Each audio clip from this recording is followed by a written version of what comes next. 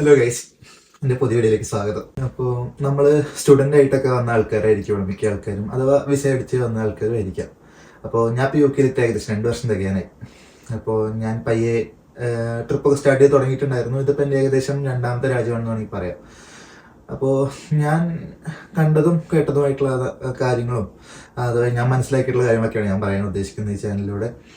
അപ്പോൾ എല്ലാവർക്കും ഒരിക്കൽ കൂടി എൻ്റെ ചാനലിലേക്ക് സ്വാഗതം. അപ്പോൾ ഞാൻ ഈ വീഡിയോനെ 6 ഡിവൈഡ് ചെയ്യാൻ പോകുക. അതായത് ഒന്ന് അവിടെ എത്തുന്നതിന് മുമ്പുള്ള കാര്യങ്ങൾ, അതായത് ഇവിടെ നിന്ന് ചെയ്യാവുന്ന കാര്യങ്ങൾ, അത് കഴിഞ്ഞാൽ അവിടെ എത്തിയിട്ട് എയർപോർട്ടിലുള്ള കാര്യങ്ങൾ, അത് കഴിഞ്ഞാൽ ഞാൻ അവിടെ എന്തൊക്കെ ചെയ്തു, എന്തൊക്കെ ട്രാവൽ ചെയ്തു, എവിടേക്കൊക്കെ പോയി എന്നതിനെ പറ്റിയിട്ടുള്ള കാര്യങ്ങൾ, 4ാമതായിട്ട് എങ്ങനെയാണ് എക്സ്പീരിയൻസ്, അവിടുത്തെ കാര്യങ്ങൾ, അതൊക്കെയാണ് ഞാൻ പറയാൻ ഉദ്ദേശിക്കുന്നത്. പിന്നെ 5ാമതായിട്ട് അവിടുത്തെ ഫുഡ്, ഞാൻ എന്തൊക്കെ ട്രൈ ചെയ്തു. ഞാൻ മെയിനായിട്ട് ഇതിന് ഫുഡ് കഴിക്കാനൊക്കെയാണ് പോകാറ്. അതൊക്കെ ട്രൈ ചെയ്യണം, അവിടുത്തെ കാര്യങ്ങളൊക്കെ നോക്കണം എന്ന് വെച്ചിട്ടാണ് പോകാറ്. അപ്പോൾ അതെന്താണെന്നുള്ളത് പറഞ്ഞുതരാം. ഓൾസോ എൻ്റെ തോട്ട്സ്. 6ാമതായിട്ട് ഞാൻ എന്തൊക്കെയൊക്കെ തോന്നി, എന്തൊക്കെ നമുക്ക് പോകാനുള്ള സ്ഥലങ്ങളുണ്ട് എന്നതിനെ പറ്റിയിട്ടൊക്കെ ഡിസ്കസ് ചെയ്യാം. അപ്പോൾ 1ാമതായിട്ട് നമുക്ക് ഇവിടെ നിന്ന് പോകുന്നതിന് മുമ്പുള്ള കാര്യങ്ങളെ പറ്റി നോക്കാം. അപ്പോൾ ശരിക്കും പറയുകയാണെങ്കിൽ എനിക്ക് ഈ ട്രിപ്പ് ഓണായത് തന്നെ മറ്റേ ഫ്ലൈറ്റ് ടിക്കറ്റിന് വില കുറവുള്ളതാണ് കേട്ടോ. ഞാൻ ഇവിടെ നിന്ന് ബെൽഫാസ്റ്റിൽ നിന്നാണ്, ഞാൻ താമസിക്കുന്നത് നോർത്തേൺ അയർലൻഡിലാണ്. അപ്പോൾ ഈ ബെൽഫാസ്റ്റിൽ നിന്ന് എയർപോർട്ട് വരുന്നത്. ബെൽഫാസ്റ്റിൽ നിന്ന് ഡലമാൻ എന്ന് പറഞ്ഞിട്ടുള്ള എയർപോർട്ടാണ് മറ്റേ ടർക്കിയിലുള്ളത്. സോ അവിടെ അന്റാലിയ എയർപോർട്ടാണ് മെയിനായിട്ട് നമ്മളെല്ലാവരും യാത്ര ചെയ്യാറ്. പക്ഷേ ഡലമാനുള്ള എയർപോർട്ടിലേക്ക് കുറച്ചും കൂടി ചീപ്പായിട്ട് തോന്നി. സോ അവിടേക്കാണ്. ഇവിടുന്ന് ഡയറക്റ്റ് ഫ്ലൈറ്റ് ഉണ്ടായിരുന്നു.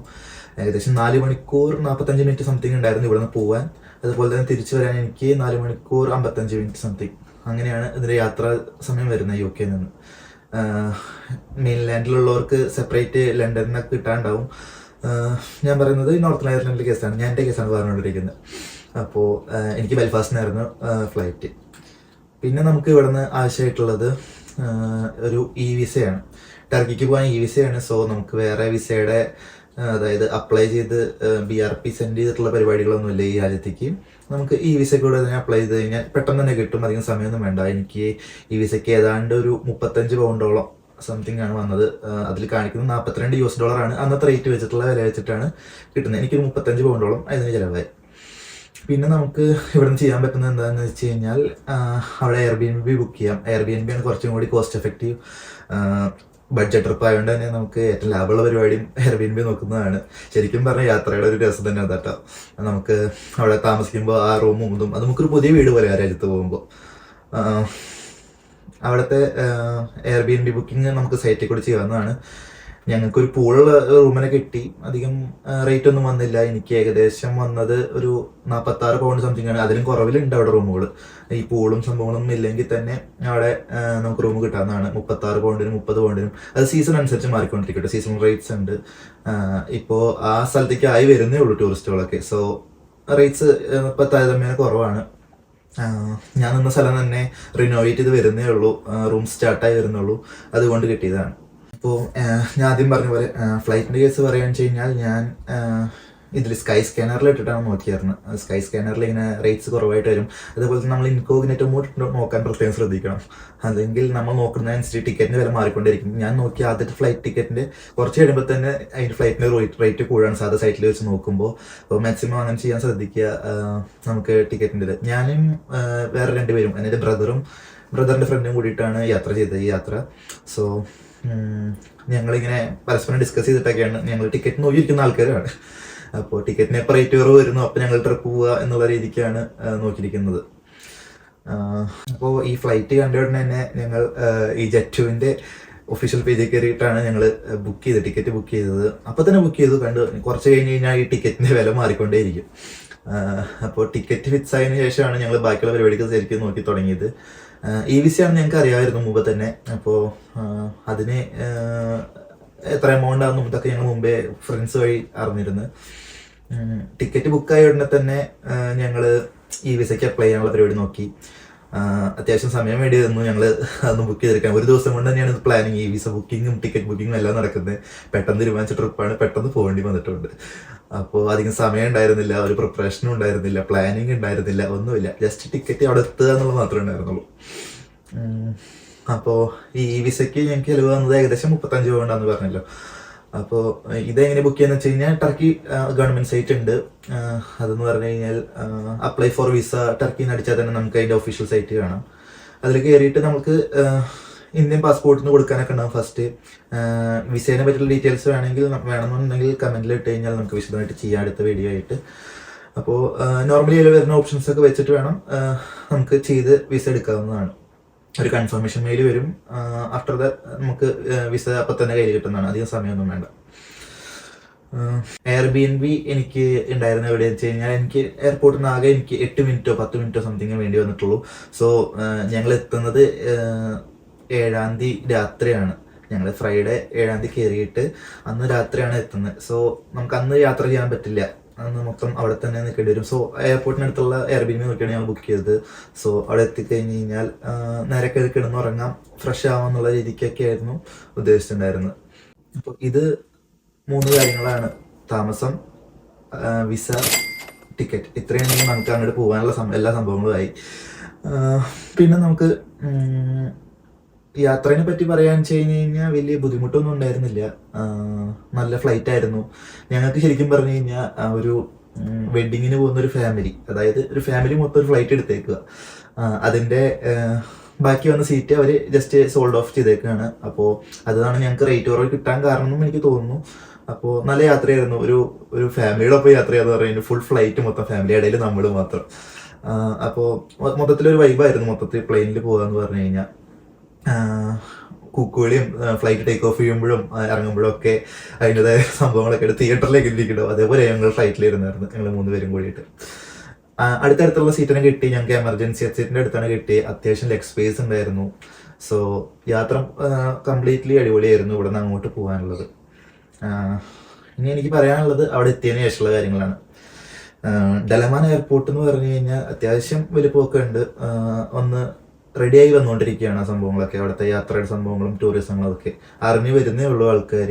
മിക്ക ആൾക്കാരും വേറെ ബാക്കി ആ രാജ്യത്തുള്ള 2-3 എയർപോർട്ടാണ് ഉപയോഗിച്ചുകൊണ്ടിരിക്കുന്നത്. അപ്പോൾ അതിൻ്റെതായ എല്ലാ സംഭവങ്ങളും റെഡിയായി വരുന്നുണ്ട് അവിടെ. ഞങ്ങൾ ഇറങ്ങി, ഞങ്ങൾക്ക് അവിടെ നിന്ന് പാസ്പോർട്ടിൽ സീൽ ചെയ്തായിരുന്നു. കാരണം ഓൾറെഡി നമ്മൾ വിസ വെച്ചിട്ടാണ് ട്രാവൽ ചെയ്യുന്നത്. സോ ഇറങ്ങുന്ന വഴിക്ക് തന്നെ പാസ്പോർട്ടിൽ സീൽ വെച്ചായിരുന്നു. അവിടെ നിന്ന് ഇറങ്ങിക്കഴിഞ്ഞ് കഴിഞ്ഞാൽ നേരെ നമുക്ക് അടുത്ത കാര്യം ചെയ്യാനുള്ളത് എന്താ വെച്ച് കഴിഞ്ഞാൽ യാത്ര ചെയ്യാൻ അവിടെ ഒരു കാറ് മസ്റ്റാണ്.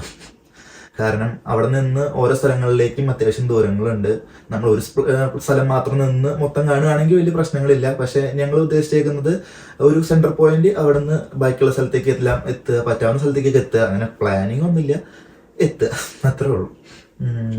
അങ്ങനെ നോക്കുമ്പോൾ നമുക്ക് കാർ അത്യാവശ്യമാണ്. അപ്പോൾ ഞങ്ങൾ വിചാരിച്ച് ഫ്ലൈറ്റ് ഞങ്ങൾ ഇറങ്ങി വിടുന്നത് തന്നെ ഫ്രണ്ടിൽ മൊത്തം മറ്റേ റെന്റേ കാറിന്റെ കുറെ ഷോപ്സുകൾ ഉണ്ടായിരുന്നു. നമ്മൾ സാധാരണ വിചാരിക്കുക എന്താ വെച്ച് കഴിഞ്ഞാൽ ഫ്ലൈറ്റ് ഇറങ്ങിക്കഴിഞ്ഞുള്ള സ്ഥലത്തൊക്കെ ഭയങ്കര വിലയായിരിക്കും. മറ്റേ റെന്റേ കാറും സംഭവങ്ങളും ഇതൊക്കെ ഉള്ളിലത്തെ കടകൾക്ക് റേറ്റ് കൂടുതലാണ് നമ്മൾ വിചാരിക്കുക. ഞങ്ങൾ ഇത് വിചാരിച്ച് ഞങ്ങൾ പുറത്തിറങ്ങി നോക്കി, പുറത്ത് മൊത്തം നടന്നു നോക്കി. ശരിക്കും പറഞ്ഞു കഴിഞ്ഞാൽ ഈ കാറ് കൊടുക്കുന്ന സ്ഥലം കണ്ടു എന്നല്ലാണ്ട് വേറെ ഒന്നും അവിടെ വേറെ ഉണ്ടായിരുന്നില്ല. മീൻസ് കാറുകളെല്ലാം പാർക്ക് ചെയ്തിട്ടുണ്ട്, പക്ഷെ നമുക്ക് റെന്റ് കാർ കിട്ടാനില്ല. അങ്ങനെ ഞങ്ങൾ തിരിച്ചകത്തോട്ട് തന്നെ വന്ന് പിന്നെയും റെന്റ് എടുക്കേണ്ട ആവശ്യമാണ്. കാരണം ഞങ്ങൾ ആദ്യം ചോദിച്ച റേറ്റിനേക്കാൾ ഒരു തരി കൂടിയിട്ടാണ് പിന്നെ എടുക്കേണ്ടി വന്നത്. പക്ഷെ എന്നാലും നല്ല കാർ തന്നെ കിട്ടിയായിരുന്നു ഞങ്ങൾക്ക്. എനിക്ക് അവിടെ നിന്ന് കിട്ടിയത് ഒരു റെനോൾട്ടിന്റെ ക്ലിയോ എന്ന് പറഞ്ഞിട്ടുള്ള ഒരു മോഡലാണ്. പുത്തൻ കാർ തന്നെയാണ്, നല്ല അടിപൊളി കാറായിരുന്നു. ഞങ്ങൾ അവെക്ക് എന്ന് പറഞ്ഞിട്ടുള്ള ഒരു കമ്പനിയുടെ കയ്യിൽ നിന്നാണ് വാങ്ങിച്ചത് കാറ്. അപ്പോൾ എനിക്കവിടെ പ്രോസസ്സിന് വേണ്ടി വന്നത് എന്താ വെച്ച് കഴിഞ്ഞാൽ എൻ്റെ ബ്രദറിൻ്റെ ലൈസൻസ് ആയിരുന്നു കൊടുത്തത്. നോർമലി നമ്മൾ ഈ ട്രാവൽ ചെയ്യുമ്പോൾ എനിക്ക് ഏജ് കുറവാണ്, ഓൾറെഡി 23 ആവുന്നേ ഉള്ളൂ. അപ്പോൾ ലൈസൻസ് മാക്സിമം 5-6 വർഷം എക്സ്പീരിയൻസ് ഉള്ള ആൾക്കാർക്ക് ആണ് അവർ മെയിനായിട്ട് ഉദ്ദേശിക്കുക. സോ എൻ്റെ ബ്രദറിൻ്റെ പേരിലായിരുന്നു ഇൻഷുറൻസും, ഫുൾ ഇൻഷുറൻസ് ആണ്. അതേപോലെ തന്നെ നമുക്ക് ഡെപ്പോസിറ്റ് എമൗണ്ട് കൊടുക്കേണ്ടതുണ്ട്. ഒരു ക്രെഡിറ്റ് കാർഡ്, ഒരു ഡെബിറ്റ് കാർഡിലും അവർ എടുക്കുന്നതാണ്. സോ അവർ ഓൾറെഡി ചാർജ് ചെയ്യുന്നുണ്ടാവും ആ സംഭവങ്ങളൊക്കെ. അപ്പോൾ ഇതൊക്കെയാണ് നമുക്ക് മെയിനായിട്ട് അവിടെ ആവശ്യമുള്ളത്. ഇന്ത്യൻ ലൈസൻസും വെച്ച് നമുക്ക് അവിടെ ട്രാവലിംഗ് ലൈസൻസ് അവിടെ കാണിക്കണമെന്നേ ഉള്ളൂ. അതിൻ്റെ കോപ്പി അവരെടുത്ത് വയ്ക്കും. പാസ്പോർട്ടിൻ്റെയും ലൈസൻസിൻ്റെയും കോപ്പിയും നമ്മുടെ ക്രെഡിറ്റ് കാർഡ് ഡീറ്റെയിൽസും ഇതെല്ലാം ഓൺലൈൻ ത്രൂ ആണ്. ഞാൻ സാധാരണ മുമ്പ് പോയുള്ള രാജ്യങ്ങളിൽ എന്താ വെച്ച് കഴിഞ്ഞാൽ മുമ്പ് പോയ രാജ്യങ്ങളില്ല, ഒരു രാജ്യമേ പോയിട്ടുള്ളൂ. അപ്പോൾ അവിടെ പോയപ്പോൾ ഇങ്ങനെ കുറച്ചും കൂടി റിസ്ക് ആയിരുന്നു, സ്കാമിനുള്ള റിസ്ക് ഉണ്ടായിരുന്നു. ഇത് പക്ഷേ മൊത്തം ഓൺലൈൻ കൂടി ആയിരുന്നു, മെയിൽ ത്രൂ ഉള്ള സംഭവങ്ങളും മൊത്തം എവിഡൻസും എല്ലാ സംഭവങ്ങളും ഉണ്ട്. സോ കുറച്ചും കൂടി സേഫായിട്ട് തോന്നിയായിരുന്നു അവിടുത്തെ സംഭവങ്ങളൊക്കെ കൂടിയിട്ട്. അങ്ങനെ നോക്കുമ്പോൾ ഞങ്ങൾ ചെന്നിറങ്ങിയിട്ട് എടുത്തു. ഞങ്ങൾക്ക് ഏതാണ്ട് ഒരു 4200 സംതിങ് അവിടുത്തെ ടർക്കിഷ് ലിറ അതായിരുന്നു ഞങ്ങൾക്ക് വന്നത്. ഇവിടുത്തെ കൺവേർഷൻ വരുമ്പോൾ ഏകദേശം ഒരു 101 പൗണ്ട്, 100 to 110 പൗണ്ട് ഇതിനുള്ളിലാണ് ഞങ്ങൾക്ക് ചിലവ് വന്നത്. അവിടെ ഒരു 5000 മുകളിലേക്ക് വലിയ ഹൈറ്റ് ഉള്ള ഒരു 5 പേരൊക്കെ ആയിട്ട് ഞാൻ അത്രയും കാണിച്ചു കഴിഞ്ഞാൽ 6000 റേഞ്ചിൽ പിടിച്ചാൽ വലിയ വണ്ടി കിട്ടും. നോർമലി സ്റ്റാർട്ട് ചെയ്യുന്നത് 3800 തൊട്ട് ഒരു 5000 വരെയുള്ള റേഞ്ചിലാണ് ബാക്കിയുള്ള വണ്ടികളുടെ റേറ്റ് വരുന്നത്. അവിടെ അത് മാറിക്കൊണ്ടിരിക്കും കേട്ടോ, ഓരോരുത്തരനുസരിച്ചാണ് അവർ വില ഇടുന്നത്. അപ്പോൾ അതിനനുസരിച്ച് മാറിക്കൊണ്ടിരിക്കും. എല്ലാവർക്കും ഒരേ വില തന്നെ കിട്ടണമെന്ന് സാധ്യതയില്ല. എന്നാലും ഏകദേശം അപ്രോക്സിമേറ്റ്ലി ഇത്രയാണ് വരുന്നത്. പിന്നെ നമുക്ക് ഡെപ്പോസിറ്റ് ആയിട്ടെന്ന് പറഞ്ഞു കഴിഞ്ഞാൽ അവർ പറയണ എമൗണ്ട് ഓരോ കമ്പനിക്കും വ്യത്യസ്തമായ എമൗണ്ടുകളാണ്. പോരാത്തതിന് നമുക്ക് ഈ സംഭവങ്ങൾ കഴിഞ്ഞ് കഴിഞ്ഞാൽ ഇവർ പേപ്പർ ത്രൂ ഒരു കോൺട്രാക്ട് പോലെ സെറ്റ് ചെയ്ത് തരും. ഇതും കൊണ്ടിട്ടാണ് നമ്മൾ താഴെ പാർക്കിങ്, അതായത് എയർപോർട്ടിൽ നിന്ന് ഇറങ്ങി നേരെ താഴത്തോട്ട് ചെന്ന് കഴിഞ്ഞാലാണ് ഇതിൻ്റെ കാറൊക്കെ കിടക്കുന്നത്. ഞങ്ങൾ ആദ്യമേ അവിടെ എത്തിയിട്ടാണ് തിരിച്ച് എയർപോർട്ടിലോട്ട് വന്നത്. സോ അവിടെ ഇത് കാണിച്ചു കഴിഞ്ഞാൽ അവർ കാർ ഓൾറെഡി പ്രിപ്പയർ ആക്കിയിട്ടുണ്ടാവും, അതിൻ്റെ കാര്യങ്ങളൊക്കെ ഒന്ന് പറഞ്ഞുതരും. ഒരു വീഡിയോ മൊത്തം ചുറ്റോറും എടുക്കുന്നത് നല്ലതാണ്. വല്ല സ്ക്രാച്ചോ അല്ലെങ്കിൽ അങ്ങനത്തെ സംഭവങ്ങളൊക്കെ ഉണ്ടെങ്കിൽ അതെടുക്കുന്നത് നല്ലതായിരിക്കും. കാരണം പിന്നീട് എന്തെങ്കിലും ഒരു ആർഗ്യുമെന്റ് വരികയാണെങ്കിൽ, വന്നില്ലേ ഞങ്ങൾക്ക്, പക്ഷെ വരുവാണെങ്കിൽ അത് നല്ലതായിരിക്കും എനിക്ക് തോന്നിയായിരുന്നു. ഞങ്ങളങ്ങനെ വീഡിയോ ഒക്കെ എടുത്തു.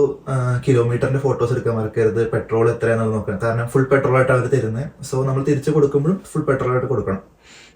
ഞങ്ങൾ അവസാനം കൊടുത്തപ്പോൾ ഒരു 70 കിലോമീറ്റർ ഷോർട്ടേജ് ആയിരുന്നു. അതിന്റെ പൈസ അവർ ഡെപ്പോസിറ്റ് ഡിഡക്ട് ചെയ്തിട്ട് ബാക്കിയൊക്കെ അവരെ അക്കൗണ്ടിൽ നിന്ന് തിരിച്ചയക്കലാണ് ചെയ്യുന്നത്. അങ്ങനെയാണ് ഇതിന്റെ ഒരു പ്രോസസ്സ്. നമുക്ക് അവിടെ നിന്ന് തന്നെ ബാലൻസ് തരികയില്ല, ഡയറക്റ്റ് നമ്മുടെ അക്കൗണ്ടിലോട്ട് കയറുക ചെയ്യുന്നത്. എയർബിഎൻബിയിൽ എത്തിയ ഉടനെ ഞങ്ങൾ ബാഗും സംഭവങ്ങളൊക്കെ അവിടെ വെച്ചു. നല്ല പാർക്കിംഗ് ഒക്കെ ഉണ്ടായിരുന്നു. നമ്മൾ അവിടുത്തെ സ്ഥലം എടുക്കുമ്പോൾ മെയിനായിട്ട് പാർക്കിംഗ് ഉണ്ടോ എന്നൊക്കെ നോക്കണം. പാർക്കിംഗ് വളരെ കുറവുള്ള ഒരു രാജ്യമായിട്ട് ഇറക്കി. അപ്പോൾ പാർക്കിങ്ങിന് കുറേ ലിമിറ്റേഷൻസ് ഉണ്ട്. അപ്പോൾ ഞങ്ങൾക്ക് പാർക്കിങ്ങുള്ളൊരു തന്നെയായിരുന്നു, റെസിഡൻസി തന്നെയായിരുന്നു. ഒരു ഫ്ലാറ്റ് ടൈപ്പ് എയർബിഎൻബി ആയിരുന്നു, ഉള്ളിൽ കോമൺ പൂളുമായിട്ട്. അങ്ങനെ ഞങ്ങൾ ബാഗും സാധനങ്ങളൊക്കെ അവിടെ വെച്ച് അടുത്തുള്ള സൂപ്പർ മാർക്കറ്റിലേക്ക് പോയി. അവിടെ നിന്ന് ബ്രെഡും മുട്ടയും മാഗിയും ഇതൊക്കെ വാങ്ങി, നമ്മുടെ നോർമൽ എക്കണോമിക് ഭക്ഷണം തന്നെ. അപ്പോൾ ഇതൊക്കെ വാങ്ങിയിട്ട് അന്ന് രാത്രി അങ്ങനെ കഴിക്കുകയാണ് ചെയ്തത്. ഞങ്ങൾ അന്ന് മാഗി ഉണ്ടാക്കി എല്ലാവരും കൂടി കഴിക്കുകയാണ് ചെയ്തത്. സോ നമുക്ക് ഇങ്ങനെ സംഭവങ്ങൾ വെച്ച് കഴിഞ്ഞാൽ നമുക്ക് കുറച്ചും കൂടി ലാഭിക്കാം, കുറച്ചും കൂടി എഫക്റ്റീവായിട്ട് ട്രാവൽ ചെയ്ത് വരാം. അവിടെ കമ്പാരിറ്റീവ്ലി നല്ല വില കുറവാണ് ഈ സംഭവങ്ങൾക്ക്. നമുക്ക് ഇവിടെ നിന്ന് പൗണ്ട് റേറ്റ് മാറ്റുമ്പോൾ തന്നെ ഒരു പൗണ്ടിന് ഏകദേശം അന്നത്തെ റേറ്റ് വെച്ച് 42 ലിറ, ടർക്കിഷ് ലിറ അത്രയാണ് വന്നിരുന്നത്. അപ്പോൾ നമുക്ക് സാധനങ്ങൾ വാങ്ങിക്കാനും വലിയ ഇതല്ലേ, ബൈങ് പവർ ഉണ്ടായിരുന്നു അവിടെ. സോ മാഗിയും മുട്ട അങ്ങനത്തെ സംഭവങ്ങളൊക്കെ ആയിട്ട് എയർബിഎൻബിയിൽ ഓൾറെഡി നമ്മൾ പാത്രങ്ങൾ ഉണ്ടോയെന്നും കൂടി നോക്കണം. അതിന് മുമ്പ് ഞങ്ങൾ ചെന്ന് പാത്രങ്ങളൊക്കെ ഉണ്ട്. അവിടെ ഗ്യാസ് സ്റ്റൗ ആയിരുന്നു മെയിനായിട്ടുണ്ടായിരുന്നത്. അതായിരുന്നു ഒരു മാറ്റം. നാട്ടിലെ പോലത്തെ തന്നെയായിരുന്നു. ഒരു AC റൂമായിരുന്നു, ഒരു 1 BHK അങ്ങനെ പറയാം. ശരിക്കും പറഞ്ഞു കഴിഞ്ഞാൽ നല്ലൊരു ഫ്ലാറ്റ് തന്നെയായിരുന്നു. ഞാൻ വേണമെങ്കിൽ വിഷ്വൽസ് ഇതിൻ്റെ ഒപ്പം ചേർക്കാം. അവിടുത്തെ വീട്ടിലെത്തിയിട്ട് ഞങ്ങൾ തന്നെയായിരുന്നു രാത്രിയത്തെ ഫുഡ് കുക്ക് ചെയ്ത് കഴിച്ചത്. ഇത്രയും കാര്യങ്ങളാണ് ഞാൻ ഈ വീഡിയോയിൽ ഉൾക്കൊള്ളിക്കാൻ ഉദ്ദേശിക്കുന്നത്. ഞാനിത് സീരീസ് പോലെ പ്ലാൻ ചെയ്തുകൊണ്ടിരിക്കുകയാണ്. നമുക്ക് നാളെ ടർക്കിയിലെ ആദ്യ ദിവസം തൊട്ടുള്ള കാര്യങ്ങൾ അടുത്ത വീഡിയോയിൽ ചർച്ച ചെയ്യാം. എങ്ങനെയാണ് അവിടുത്തെ ട്രാവലിംഗ് സ്ഥലങ്ങൾ, എങ്ങനെയാണ് ഞങ്ങൾ പോയത്, എങ്ങനെയൊക്കെയാണ് അവിടുത്തെ ബാക്കി പെട്രോളിൻ്റെ വില, അങ്ങനത്തെ സംഭവങ്ങളൊക്കെ ഞാൻ അടുത്ത വീഡിയോയിൽ ഡിസ്കസ് ചെയ്യുന്നതായിരിക്കും. വർക്കിൻ്റെ ഇടയ്ക്കാണ് ഇങ്ങനെ ഓരോ ഗ്യാപ്പ് കിട്ടുമ്പോഴൊക്കെയാണ് നമ്മൾ വീഡിയോ ഉണ്ടാക്കുന്നത്.